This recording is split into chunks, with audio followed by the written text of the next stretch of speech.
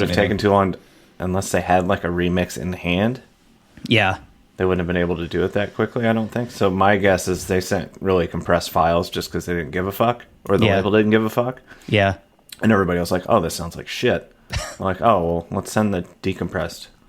Yeah. Which is probably what's on the physical copies. I'm sure the physical copy sounded like what the streaming does now. I mean, yeah, that would be ideal. Yeah. And I feel like that's the more important thing anyway. Yeah, but I mean, if you like, when we watched like YouTube videos, I think that was the compressed shit. Like, all of... That would make sense. It could be YouTube compressing them too. So, do you notice a difference between the two albums that are out there? Hold on, I'm going to play that. No, it's the same. Okay, yeah, that's how I was too. But it does sound like a different experience. Let's go ahead and get started. Mm-hmm. All right. What's up, guys? Welcome to the All Punked Up Podcast. I'm Tyler Winters. John Pierman is here. And today for this episode, since the record's been out for 2 weeks, we've had time to live with this album for 2 weeks, we're going to kind of share our thoughts on blink-182's new album, One More Time. Came out on October 20th. We're recording this on November 4th. Again, we've had 2 weeks to live with this album. There seems to be a lot of conflicting things going on out there. There's been talks that there was one version of the record and now there's a second version of the record that actually sounds better. So we're going to talk about that. We're going to kind of go through and maybe say what we like and don't like about the album. But yeah, I mean, I think we could just go ahead and get started, John. So, John, let's go ahead and just talk about the album. First of all, it should not go without mentioning Blink-182's new album, One More Time. It went number one on Billboard's Top 200. So this marks the band's third album to reach the top position. The Probably newly released a whole week. It did, yeah, because I think 1989 Taylor's version just came out, so it only spent a week at number one. I think it's number one on alternative radio and some other rock chart. So it still has the number one position on some charts, but the overall chart, not so much. And they beat out the Rolling Stones, which is good. And I think, too, it should go without mentioning that they had a really nice little marketing push for this album. So they released the one album, which had 17 tracks on it. And then the guys, I think, during the week of its release, they mentioned, hey, there's a digital version of the album that you can buy for $4.99, and you get 2 new tracks, which the tracks are Cut Me Off and See You, which I think were solid songs, by the way, and we'll get into that. Mm-hmm. But that was a way to kind of push sales, right? So you only get a certain amount of streaming spins counts as an album sale. So it takes longer to get that album sale when people are streaming the album. But when you're actually selling physical copies, that's a quicker, or even digital copies, that's a quicker way to get an album sale. So that was a really good marketing ploy, I think, on their part. I'm sure there was a ton of people that purchased that album. So, you know, I think they were going up against the Rolling Stones as what was going to be the top album of that week. So I think that was a good final push for them. And then, of course, all of the different variants they had for this album on vinyl. Mm-hmm. They did a good job. I can't even count. There's several. Yeah, exactly. So I'm really happy that Blink went number one. I think we predicted that they would go number one, or we at least felt like they would go number one. I don't think I was willing to actually... Even if we didn't, we should say we did. Yeah, we did. We at least mentioned it, that it was a possibility. Right. So yeah, Beat that old ass. Beat that old ass Rolling Stones. Yeah, which is amazing that they're even still kicking. I mean, that's well, wild. one of them's dead. Right.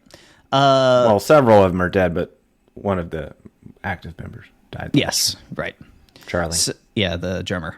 So but he's looked dead since the 70s. So that's true. He looked like he was 80 years old for like 40 years. So to go back to this album going number one, for what it's worth, it said the newly released studio album amassed 125,000 equivalent album units in the United States, and the album's success was significantly bolstered by traditional album sales, like I said. So I absolutely love seeing this. It's well-deserved. I mean, the hype around Tom coming back to the band is beyond what anyone could expect. So well done, guys. Well done. So... And I do want to say, too, one thing I don't like about this album, apparently there's an edited version of this album. I don't know where that edited version is. I haven't really looked for it. But some people said, here, I'll just take to Reddit real quick because that's where I saw it.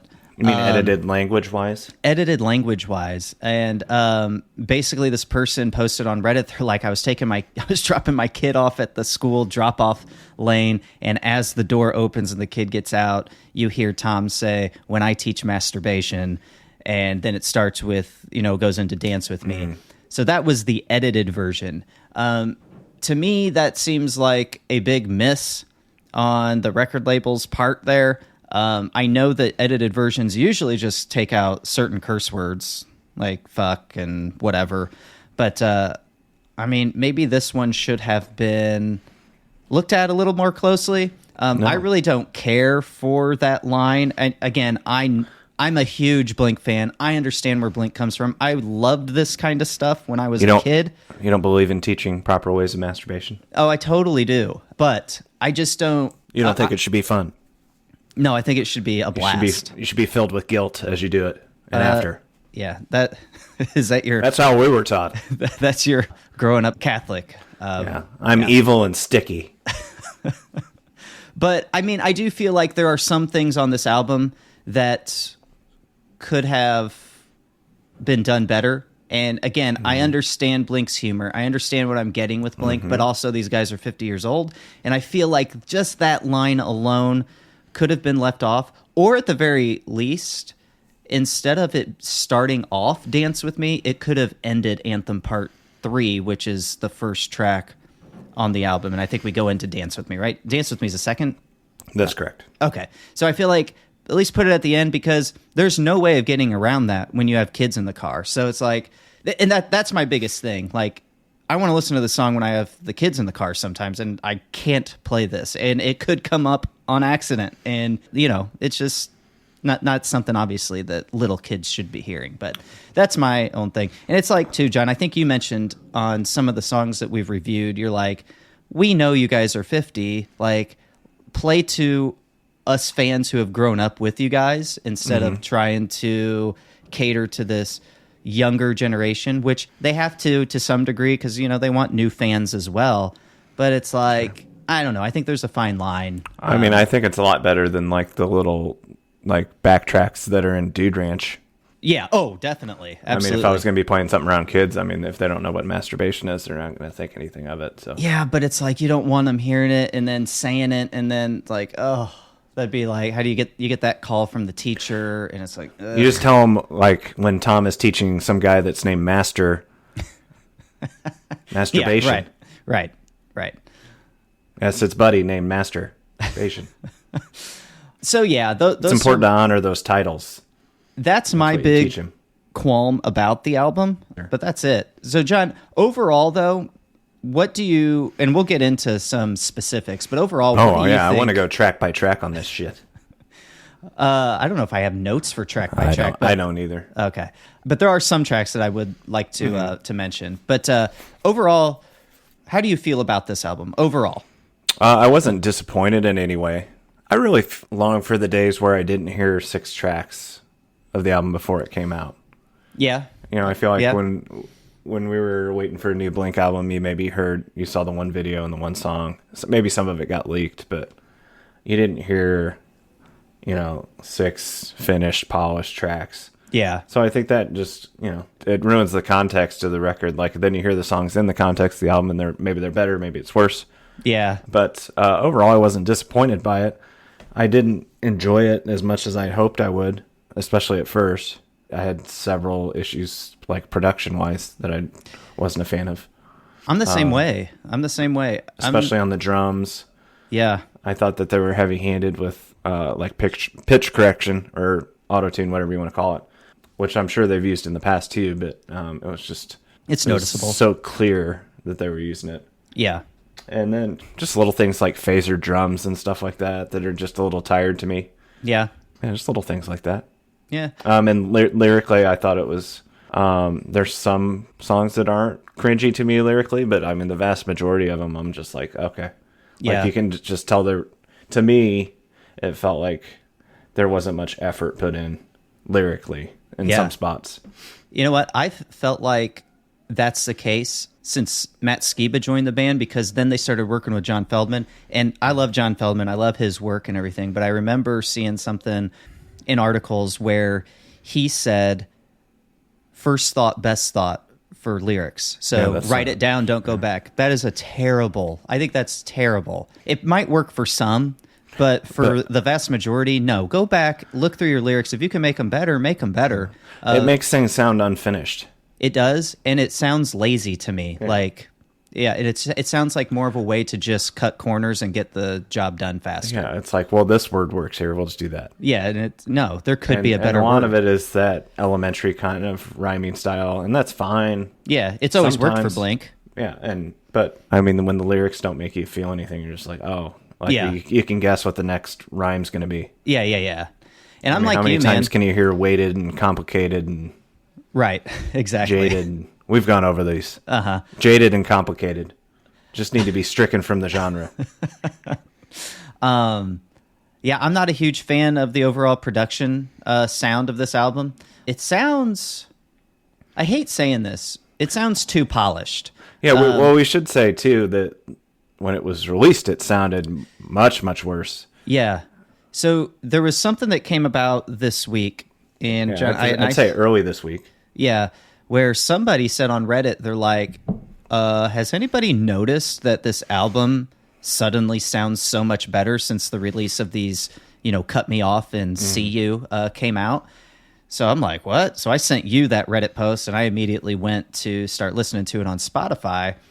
And I don't know if it was, just being completely honest, I don't know if it was that post that made me think that that it sounded better, but I felt like everything seems to just breathe a little better. Like all the tracks seem to breathe a little better. Like I think some people were defining it as a wall of sound on the first album. Like it was just sound. Like not everything was mixed extremely well together. But now, and I started listening to a few songs. I can't remember which ones I listened to. I think, John, you said Terrified was a good example. And the two fast songs. And the two fast... which we can talk about a little bit, too. Because if you look at Spotify numbers, nobody's listening to those. No, and I think those are skipped songs. No, and that's one other thing that issue I have with this album. And I wouldn't even say it's an issue, but it's like, what's the point? Don't throw those on there. You're just taking up album space. I mean, I'm glad that those weren't the two like thrown on the deluxe material, because that would be just like for two 40-second songs. Yeah, I'm glad they didn't do it that way, but just don't have them at. Yeah, you could take them out, and I wouldn't give a shit. Yeah, it doesn't do anything for the album.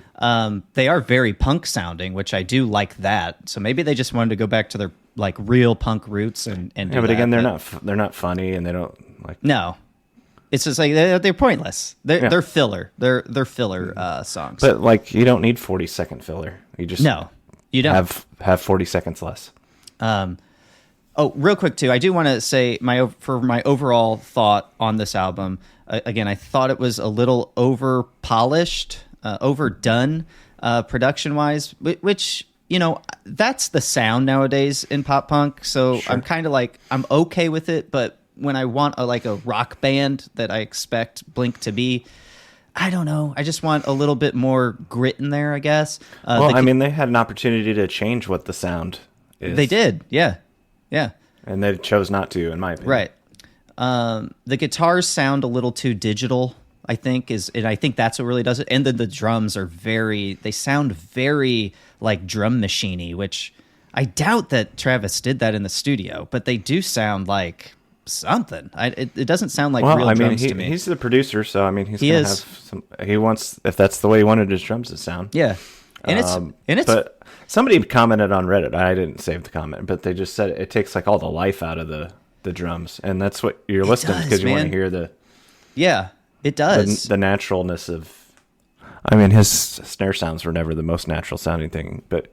Yeah, there's just something that's missing. I do think it is the drums. And the drums seem to be a little overpowering on some songs, like they're almost too out in front. I don't know. But overall, I think everything seems fine. It's a fine record. Tom sounds great, I think. I love how it sounds like the Tom of old, like before the Untitled days, which I'm very surprised to hear. I don't like him vocally is in Anthem Part 3. Really? Yeah. See, I like him on Anthem Part 3. That's where I initially started feeling those, that, oh my God, it's like Tom's voice is back. I like that one. Anthem Part 3 is up there for me. But I guess we could talk about, how would you grade the vocals on this album, Mark and Tom's? I mean, knowing that there's a lot of assistance being done. Yeah. I hear it more on Tom than Mark, but... Yeah. I think they do a lot of pitch correction with Mark too. Okay. It's okay. C plus. C plus. Okay. I would say, like I said, I like Tom's vocals on this album better than I've heard him, since the Untitled days. I didn't really care for Tom's voice on Untitled. But that's when I think he started singing differently to maybe preserve his vocals or whatever. Yeah, there's a big difference live too at that point. Like sure. He's kind of phoning it in live when you go back and watch those shows. Like musically, they're at their peak, I think, but like vocally, he's just like, I don't fucking care. Yeah, man. Musically, they sound good, and that's the thing too. I would say the music alone, minus the production, okay, but just like the music, like if they were playing this live, it's solid. I think it's some of the best musical material that this band has ever had. Yeah, I mean, I will say it beats the shit out of 9. Oh, easily. Absolutely. I mean, yeah, this record's up there for me. Okay, so how would you grade the bass? I guess we're talking about music. Bass sounds, whatever. It was fine. It never really stood out to me. Same. There's no real interesting parts happening. Right. It's fine. I'm with you on that one. I think especially when we had the more compressed version of it, it was really buried and you just didn't notice it at all. Yeah. And then, in the newer, I don't think it's like a new mix. I think it's just less compressed. I think they just took all of the compression out of it. And you can hear it more distinctly. Like you can hear a lot of like interesting background parts now that you really couldn't hear through the first couple listens. It kind of opens it up. Like more layers or whatever. It's more like melodic, like keyboard or synthesizer kind of stuff was buried. Mm-hmm. And it's cool to hear that. And it makes me appreciate the album a little bit more. So yeah. But as far as bass goes, I didn't really. I'm just like C. I don't. Yeah, it's not don't like hate it, don't love it. He's not whipping out any Cheshire Cat or Carousel riffs or Man Overboard riffs or anything like that. But now, how would you rate the guitar? I think Tom's guitar playing on this record, I love it, especially on Dance With Me. I think that's one of the best riffs he's ever written. I think for the guitar, for me, I would rate this at an A- for sure. I think Tom came out swinging. I think it's the high point of the record, I think, is the guitar work. And I think it usually is for Blink.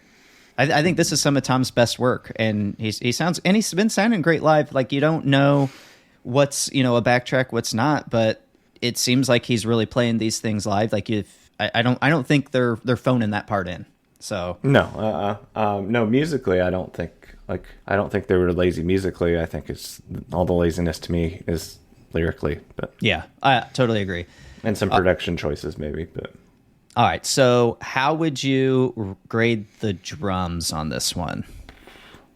Overall. I mean, it's the worst, not being so familiar with 9 in California, but with the Mark, Tom, and Travis line, it's the worst the drums have sounded to me on any record by far. But I agree, and I hate saying that because I love Travis's drumming. I agree with Mark when he says, when Travis joined the band, it just put the band on another level, and their writing improved. The songs just improved. They'd have one song that sounded good, but then Travis would come in, lay down his stuff, and it would make the track great. Like, obviously, he's a secret weapon. Not even a secret weapon. He's the big, he's the atomic bomb of weapons in this band. And I think on, neighborhoods and stuff like that, there's a lot of effects put on the drums, but it just didn't bother me quite as much. Yeah, right. Just because it suited the songs, I think. Sure. On neighborhoods, but and I don't mind the phaser drums. I think was it Cut Me Off or See You? I think it was Cut Me Off. Maybe they had phaser drums, and I loved it. I thought it was great. I like phaser sounds though, because I know I have PTSD. So when we were in a band, our last few songs that we wrote had phaser on them, and I loved it because I thought it's kind of set us apart from all the other local bands and whatnot. And I don't know. I felt like my voice could kind of blend in well with that sound. I don't know. I loved it, and I've always loved it. And I know you and Alex never cared for it, but I'm not a phaser guy. But yeah, I have fond memories of it. But yeah, so what grade would you give the drums then, John? Oh, yeah, a C again. I mean, a C. Yeah, I mean, they're just too overpowering at some points. And I will say, you really notice it on the opening track, Anthem Part 3. Like, one, they're loud. It sounds like they could be brought down a couple notches, but they are loud, and they don't, like I've already said this, they don't sound like natural drums. But if we talk about Anthem Part 3, dude, like, those are, I mean, Travis seems like superhuman because, dude, you really realize how good of a drummer he is and how fast he is. Like, he's it's super fast. Insane. So, I mean, talent alone, obviously A+, but just the production on this album, I agree, I'd give it a C. But if somebody was like, they replaced Travis on this record and somebody else is drumming, would you, like, fervently argue? Like, no, that's Travis. If somebody else was doing what he was doing? As is, like, you heard the album and then after it, they're like, oh, that wasn't Travis, that was somebody else. Would you be shocked? Oh, I'd be extremely shocked. Oh, okay. Yeah, you wouldn't? No. Really? Mm-hmm. If you go back and listen to Anthem Part 3 and just realize how fast that is, and like, I honestly have no idea how he does it. I mean, I was extremely offended that he did double kick on one of the songs. So I think, yeah, he did do that, but he said that at the time that he's never used double kick in any Blink song. No, I don't believe that he has, but I just didn't like it. But he thought that brought that chorus, made it that much more full, more strong, gave it that attitude or whatever. I wonder if it's on Anthem Part 3 too, or if he's just got some deep tom sounds. I didn't hear it on Tom Anthem Part drum. 3. It's on that More Than You Know, I think. Is where the double kick drum part is. Yeah, right. I know it's on More Than You Know. But so, yeah, I think you already mentioned it, but I kind of want to go over it again. Other people had issues with the drum sounds on this album, and specifically one person on, it looks like this is probably like Threads or Instagram. This is from Reddit, though. It says, somebody said, love Travis, but the drum mix is unfortunately the bad part of this album. They're so loud and overpowering on most songs, and everything is triggered. I don't feel like this album captures the tones of Travis' actual drums, which is one of the best parts of him. And I totally agree. And I guess Travis even responded to that. He said, I don't mix the albums. The best in the business Adam Hawkins and Spike Stent did. He goes, it was 3 days of drum sounds and 6 hours of drum recording. So when he says that the drums sound triggered, is he saying that these are like digital drums, like yeah, like it sounds like a pad. Like yeah, every snare hit sounds the exact same as Yeah. is what he's trying. Like there's no touch to anything. It's like Yeah. his snare hit is his snare hit, and the bass drum it's the same. Right. Like throughout songs, and I would agree that's the lifelessness that I hear. Yeah, I would love to hear a new version of this with different sounding drums. Like I bet this album would sound even better than it does. So hopefully I doubt they ever would, but yeah, I would release love to a hear raw that. version. A raw version would be so sweet. I guess the only time you're going to get the raw version though is if you go see him live. So Maybe, depending on what song they're playing. So we've talked about that. Well, I took a lot of heat for my comments on their Denny's performance. Oh yeah. Yeah. I didn't watch it. I didn't care. Oh, no, I had no problems with the performance itself. I said they should bring the amps with them on stage and then throw their backtracks in the dumpster behind Denny's for when they're doing arena shows. Oh, people didn't like that comment, huh? No, they didn't. I will say, if we want to talk about some individual tracks, I brought up Anthem Part 3 a couple of times. One thing about Anthem Part 3, I love the song overall. I think it's a great song. But I do not like at all how they called back to Anthem Part 2 in that intro, because it's almost virtually the exact same. Mm-hmm. Like, they didn't need to do that. And I understand that they probably wanted to do a callback. But how does it differentiate the two when you're hearing it live? I mean, it's the same dun-dun-dun, and it's pretty much the same riff that Tom plays after the dun-dun-dun. Yeah. And well, there's a spot, too.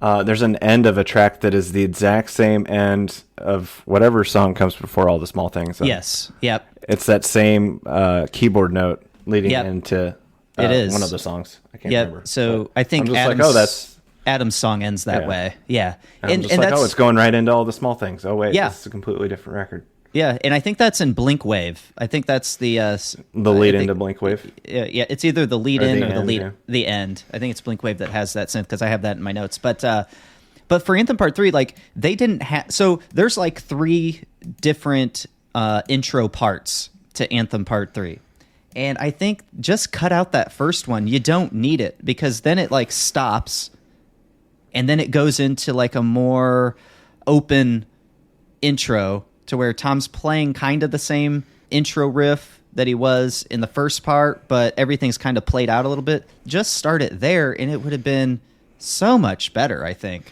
Yeah, I just don't feel like I needed any of that nostalgia. Like having Tom back is enough nostalgia. Right. We don't need all the little Easter egg shit. No, like just get rid of that. It's dumb. It's like there's no... You just won't be like when you first hear the song live, you'll be like, wait, which version is this? You know? And then imagine playing Anthem Part 2 and Anthem Part 3 back to back. It's just like, just those intros. And you couldn't do it. You'd be like, ugh. The intro, and people might say, you know, like it's, who cares? It's just, 15 seconds or whatever. But the intro is your first impression, right? Mm-hmm. You only get one first impression. Yeah. It's the opening to the record. And it's just, that part's not needed at all. I wish they would have just flipped and had Dance With Me as the opener.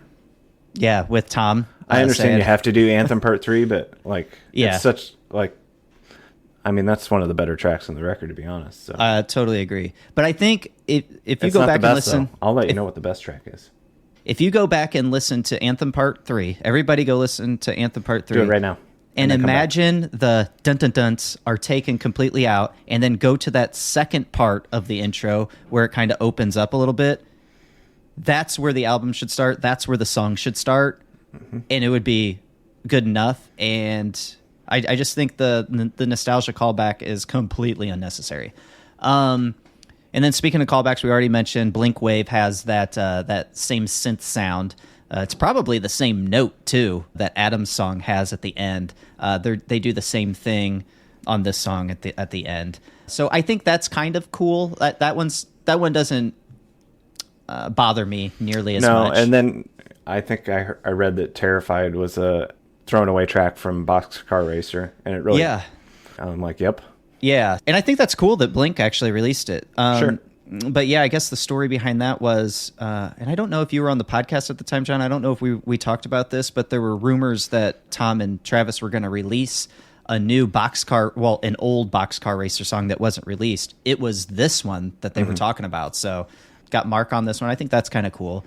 It would be really cool if they did like a reissue with Boxcar and like Plus 44, like in a package. Yeah, that would be sweet. Or you could throw Transplants in there too, but even though it's just one of them. But. Would you throw Angels and Airwaves in there too? No.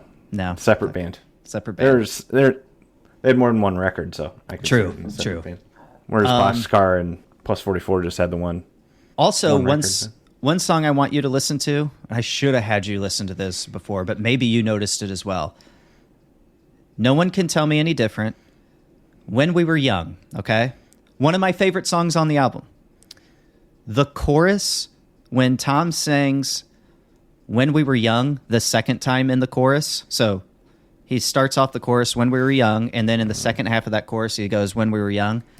Every single time, except the last time they performed the chorus, that second When We Were Young in the second half of the chorus is off. I don't know why he just doesn't come in naturally like he does on the very last chorus.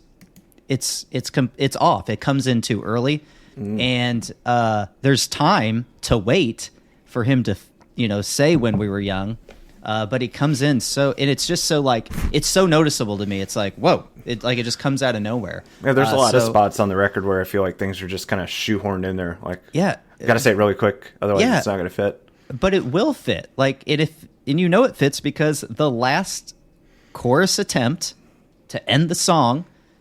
It's perfect all the way through. So I just don't know why they didn't use the same chorus throughout. It's There's a lot of times where there's lines where I'm like, why didn't they do it this way? Like, I'm thinking of better ways to do it vocally in the car. I'm like, oh, they should have done it this way. Yeah. And what's crazy, too... And why wasn't there somebody in the studio going, like, hey, why don't we try it? I know, right? Because the producer should be saying stuff. But they had so many damn songwriters on this album, you think somebody would have said something. Yeah. So maybe like there was just too much influence going on. I don't know. But too many cooks in the kitchen is what I say. Yeah. I mean, Blink is fine on their own. And I get why they want to use songwriters, because they wanted to make this album the best album they've ever written. I get that. So you want to bring in the heroes, the superheroes of songwriting. I get it. But that's one thing that stood out to me. And like we said before, I don't care for the interlude songs. Just get rid of those. Mm-hmm. I get the impression that they wanted it to be perfect. Like they wanted it to sonically be perfect and not have any flaws to it.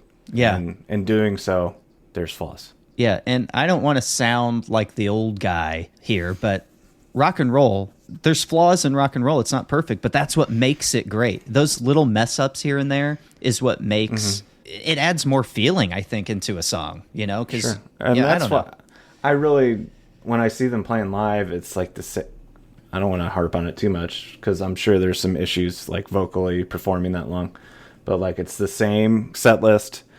There's no amps on stage. It's like it just makes me uncomfortable. Yeah, I know. And I don't even know what that means when there's no amps on stage. Do they have the amps off stage, or are they just, plugged right into the mixer? I think they're just and it's all digital. In. We need to get Mr. Bergfeld on here, and we can ask him some in-depth questions. Oh, yeah. One of our friends named David Bergfeld, we grew up with him. He actually toured with Blink. And what if he signed an NDA and he can't talk about it? We're going to get him on here. If you guys want David on here, say something. Let us know on Spotify, because you can make comments on the Spotify episodes. So make a comment on this episode and let us know that you want our buddy who toured with Blink. He was like he's a lighting engineer, right? Visual. Or does he do visual? Yeah. So he might know something. We'll bring him on and see what we can find out. Now, I will say the visuals are awesome. I want to harp on that. Yeah. I've never seen visuals like that. Yeah. The visual David? Like the statue of David? Right, yeah, sure. And No, I mean like the video element to the shows was really cool is what I'm trying to say. I'm trying to butter him up a little bit. Yeah. And he's so handsome. Yeah, very, very. Striking. I'm starting to fill up right now just thinking about him being on the show.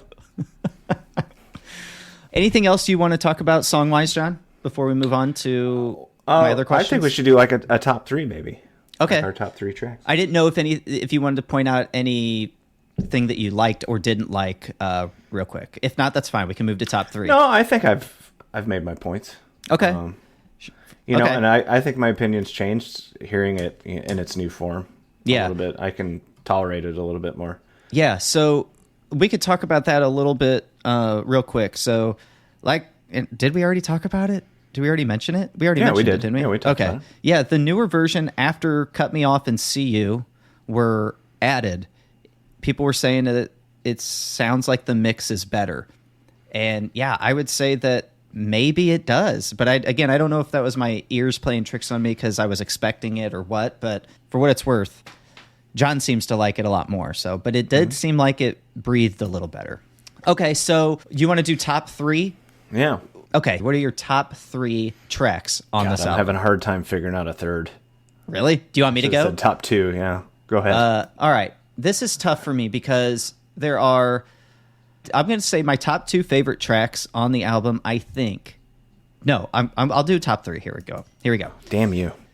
This is tough, though. Dance With Me is on there. I think that's probably number one. Mm-hmm. Edging is on there. I've loved Edging since it's come out. Mm-hmm. And I love Hits. I love the sound of Hits. And that song is a hit. It does sound better on compressed, I will say. So then it comes down to, for me, for the third spot is When We Were Young and Anthem Part 3. But I think I'm going to go with When We Were Young. I love the chorus. I just don't like those parts where Tom comes in early. I don't understand why they decided to do that. It doesn't let the chorus flow as good as it should. But other than that, I think it's a great song. And I think it would be wise for When We Were Young Fest to license that song or get that song licensed so they can use it for next year. It just seems like a no-brainer to me. Yeah, I really feel like we're going to hear Dance With Me. You know how they have songs for like the basketball tournament, like that they'll use? Like it has that kind of feel to me, that the chorus. Yep. You know, doing it all night long. Yeah. That kind of thing. For sure. And the one thing I'll say about Dance With Me, and I think I said it before on when we reviewed it a few weeks ago or a month ago or whenever it came out, that intro riff Tom has, man, like it's one of the best I've ever heard. I really wish they would have repeated it in the song, but they only play it once, and it's at the intro. They never go back to it. Yeah. And I wish the they would have. It's an old school kind of Blink bridge, but I really like it. Yeah.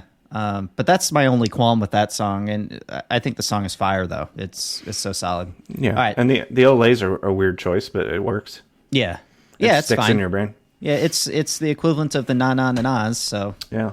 Okay, so for 3, I'm really going to go with Terrified. That's a great album track, too.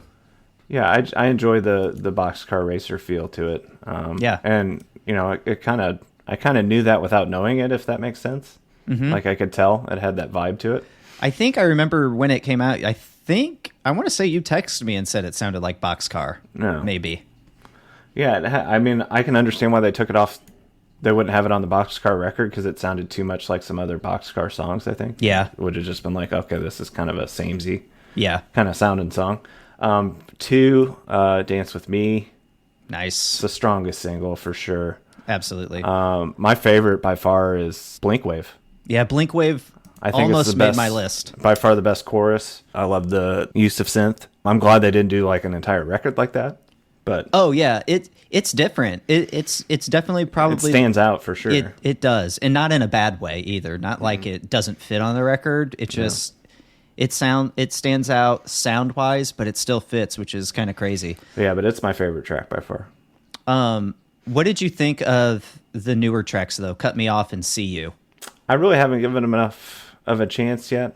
Okay. I was in a bad place with the record when they came out, so now that I've heard the newer version of the record that we're speculating about, I need to go back and revisit them probably a little bit. You should. So, like, I think Cut Me Off sounds really good. I really think that it should have made the original cut, but maybe they just had this idea, you know, to put it on for the marketing No, there's thing definitely some songs that could have been. Yeah, sure, that it could have replaced. Yeah, but I will say it's sequenced well. Like, I would the too. album flow is fine.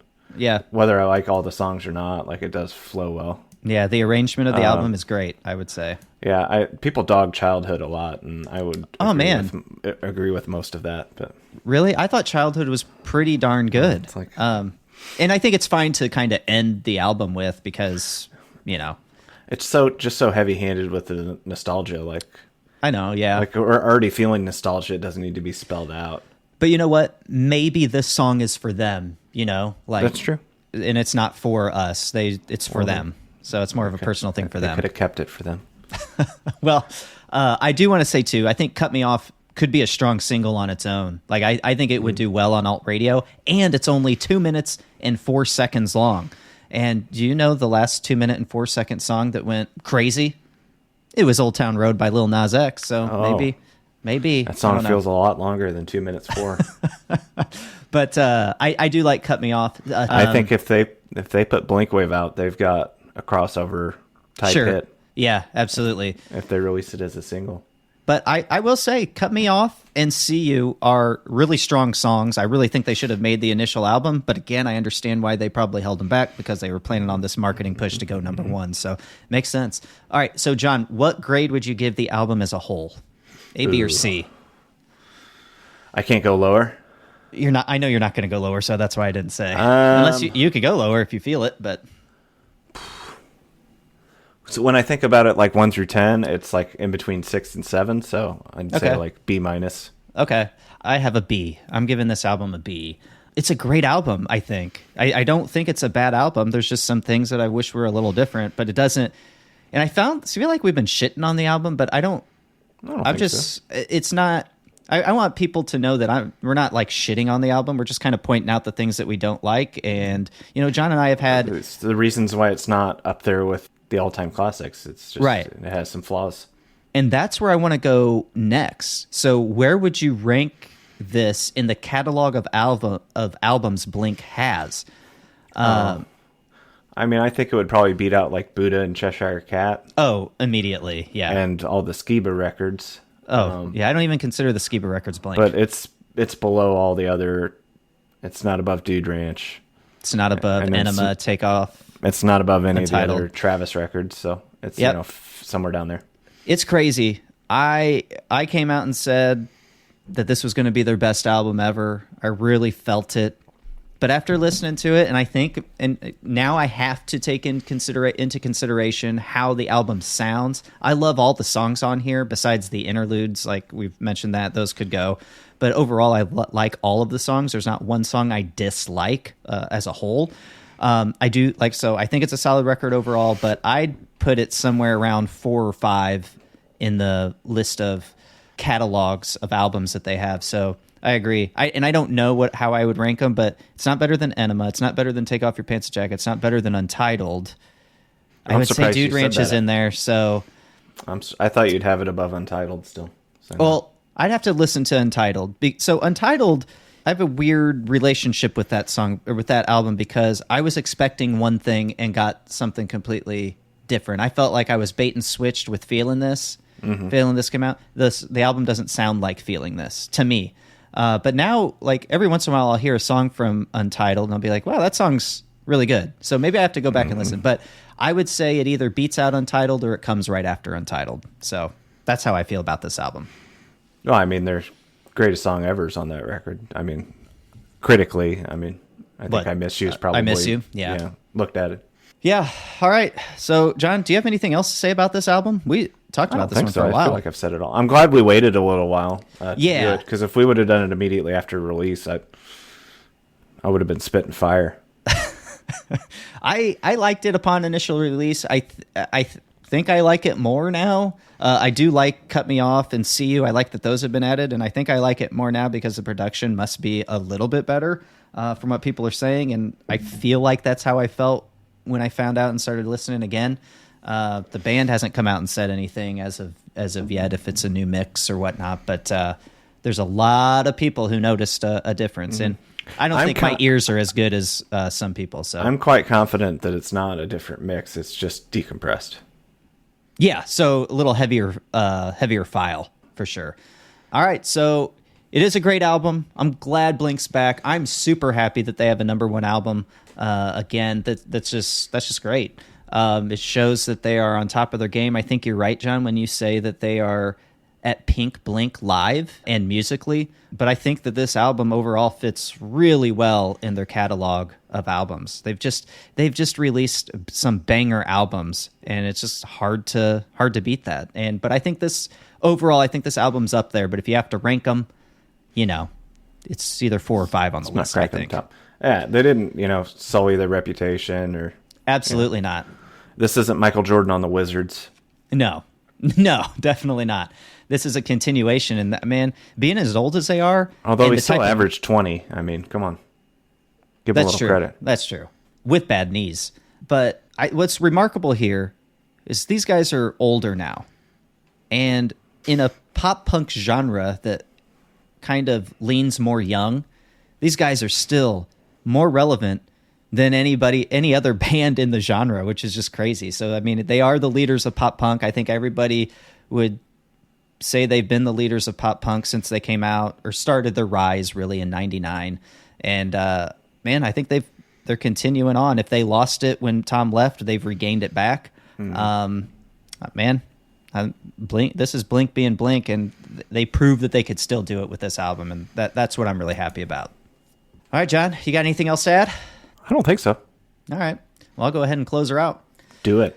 All right, guys. Thanks for listening. As always, please, if you're digging the show, please give us a review on Apple Podcasts or on Spotify. A 5-star review is always greatly appreciated. And please let us know what you're digging most about this show and what you'd like to hear more of, because we do this for you. So with that, thanks again. Remember, spread love. Peace. us out.